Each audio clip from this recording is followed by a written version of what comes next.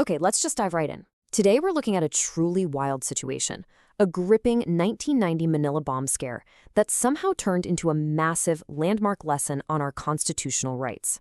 We're unpacking the Supreme Court case of Malacat versus the Court of Appeals. That's GR number 123595, decided back in December of 1997. And honestly, it is such a fascinating look at that super delicate balance between aggressive police work and the fundamental liberties that protect, well, every single one of us. Seriously, just imagine this for a second. You're standing on a street corner, just catching a breath of fresh air, totally minding your own business. And suddenly, because of a nervous glance or, I don't know, a shifty look, you find yourself in handcuffs, facing 30 years in prison. I mean, it sounds like a scene straight out of a dystopian movie, right? But believe it or not, this is the exact question at the heart of our explainer today. Can the police literally arrest and search you based purely on how your eyes are moving? So let's look at part 1, the Plaza Miranda arrest. Let's set the scene. It's August 20th, 1990, and reports of bomb threats are flooding the police station. Now, Plaza Miranda is historically notorious for bombings, so naturally, the police were on incredibly high alert.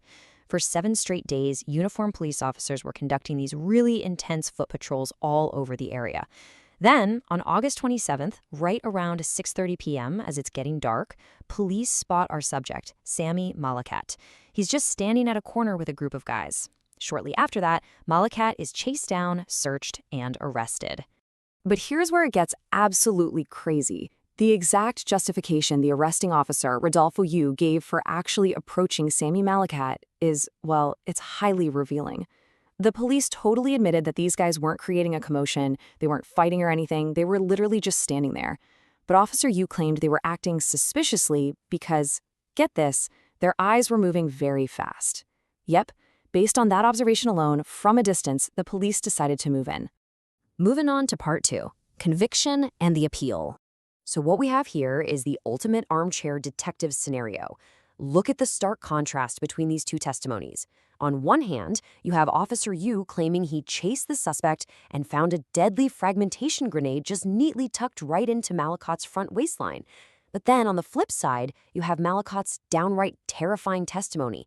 He claimed he was just getting some fresh air, was ordered to step aside, searched, found with absolutely nothing, and then dragged to the precinct where he was mauled, had a gun literally shoved into his mouth, and was completely framed.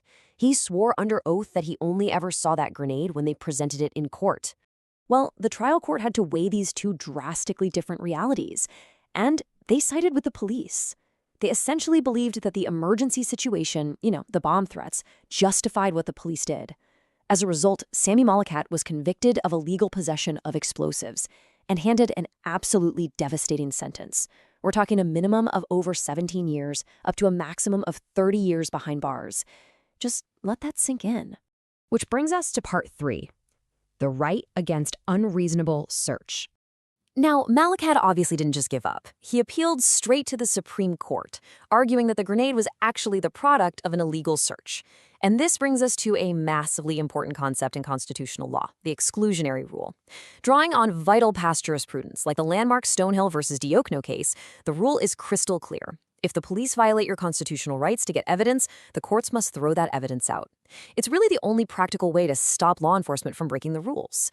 If the search of Malacat was illegal, that grenade vanishes from the record. And without the grenade, well, there is no case. Let's jump to part 4, defining stop and frisk. So everything completely hinges on the legality of this search. Now, the general rule is that police need a warrant to search or arrest you, right? And the police openly admitted they didn't have one for Malacat, so they needed a valid legal exception.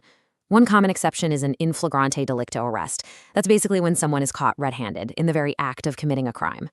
But as we already established, Malacat was just standing on a street corner. He wasn't committing a crime in plain sight at all, so that exception goes right out the window. The really crucial point here is that the trial court confused two completely different legal concepts to try and justify this whole thing. First, you have a search incidental to a lawful arrest. That means the police lawfully arrest you first, and then they can search you to make sure you don't have weapons or hidden evidence. On the other hand, a stop and frisk, also known as a Terry stop, allows an officer to stop you and do a very limited pat-down of your outer clothing, but only if they have a genuine, reasonable suspicion based on actual experience that you're armed and dangerous. The trial court basically treated this situation like a stop and frisk that somehow magically transformed into a full-blown search and seizure, even though there was zero probable cause for an actual arrest to begin with. All right, part 5, reversing the conviction. The Supreme Court took a hard, critical look at the police work here, and they found some glaring constitutional holes in the prosecution's story. They ruled the search was totally invalid, and here is exactly why. First of all, there was no overt criminal act. I mean, standing around simply isn't a crime. Second, there was no visible bulge on his clothing. A grenade is pretty bulky, right? The officer even admitted he couldn't see a weapon, which means he had no genuine reason to fear for his safety to even justify a basic stop and frisk pat down. Fast-moving eyes in the dusk simply do not equal a genuine threat of a deadly weapon. And third, the evidence handling was an absolute mess. Oh man, the handling of this evidence really paints a picture of massive police negligence. When we're talking about criminal evidence, the chain of custody is sacred. You absolutely have to prove that the item sitting in court is the exact item taken from the crime scene. Officer Yu claimed he seized the grenade, put an X on it, and gave it to his commander. Okay, simple enough. But that commander, he never even testified. Instead, an explosives expert testified about a grenade he got from an entirely different officer 7 months later. There was literally zero proof that the grenade shown in court was the actual grenade allegedly taken from Sammy Malacat. This case strongly echoes the profound warnings from past rulings, specifically the Mangota case, which the justices heavily referenced here. One justice dropped this absolute mic drop statement. They reminded us, it would be a sad day indeed if any person could be summarily arrested and searched, if a peace officer could clamp handcuffs on any person with a shifty look on suspicion that he may have committed a criminal act. They went on to say, this is not a police state where order is exalted over liberty. I mean, that just perfectly captures what's at stake here. And finally, part 6, reasonable doubt and acquittal. Because the stop and frisk was entirely unjustified, the search was illegal, and boom, the exclusionary rule kicks right in. The grenade was completely thrown out as evidence, effectively destroying the prosecution's entire case. And this leads us to the ultimate legal standard required to take away a person's freedom. As established in foundational cases like People v. Dramayo, the prosecution has to establish guilt with moral certainty. It's never enough to just suspect someone.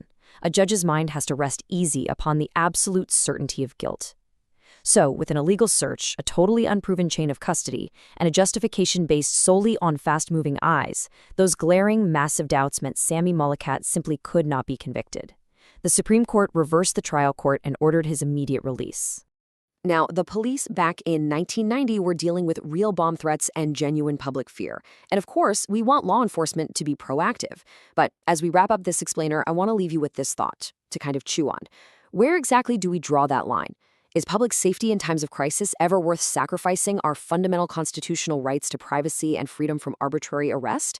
Because honestly, if darting eyes are all it takes to lose your freedom, who among us is truly secure?